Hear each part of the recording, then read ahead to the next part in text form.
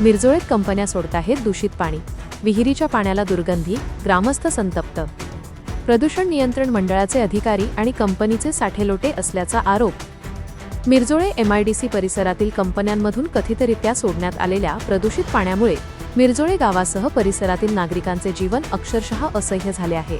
प्रदूषित पाणी आणि तीव्र दुर्गंधीमुळे ग्रामस्थांमध्ये संतापाची लाट उसळली असून प्रशासनाने तातडीने हस्तक्षेप करून कारवाई करावी अशी मागणी जोर धरू लागली आहे।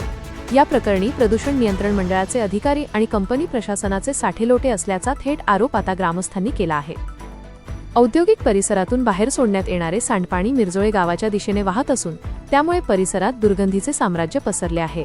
विशेषतः औद्योगिक परिसर, जांभूळ फाटा, करंदीकरवाडी, नाखरेकरवाडी, सनगरेवाडी आणि पाटीलवाडी या भागातील नागरिकांना मोठ्या त्रासाला सामोरे जावे लागत आहे।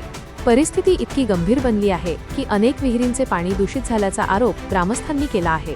पाण्यालाही दुर्गंधी येत असल्याने आरोग्याचा प्रश्न ऐरणीवर आला आहे। दुर्गंधीमुळे परिसरात राहणे कठीण झाले असून लहान मुले, ज्येष्ठ नागरिक आणि महिलांना विशेष त्रास सहन करावा लागत असल्याचे स्थानिकांचे म्हणणे आहे। या प्रदूषणामध्ये प्रामुख्याने जिलानी फिश मिल, एक्झॉटिक आणि प्री लायन्स या कंपन्यांकडून प्रदूषित आणि रासायनिक पाणी उघड्यावर सोडले जात असल्याचा थेट आरोप ग्रामस्थांनी केला आहे। या कंपन्यांच्या मनमानी कारभारामुळे संपूर्ण गावाचे आरोग्य धोक्यात आले आहे। या संपूर्ण प्रकरणात प्रदूषण नियंत्रण मंडळाची भूमिका संशयास्पद आणि अत्यंत बेजबाबदार राहिल्याचे समोर येत आहे।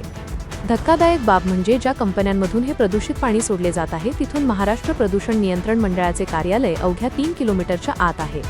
इतक्या जवळ कार्यालय असूनही आणि ग्रामस्थांनी वेळोवेळी तक्रारी करून कंपन्यांच्या हे निदर्शनास आणून दिले तरीही अधिकारी फिरकलेले नाहीत। वारंवार सांगूनही ना कंपनी प्रशासन लक्ष देत आहे, ना प्रदूषण मंडळ कारवाई करत आहे। त्यामुळे प्रदूषण खात्याच्या अधिकाऱ्यांचे या कंपन्यांसोबत साठेलोटे असल्याचा आरोप ग्रामस्थांनी केला आहे।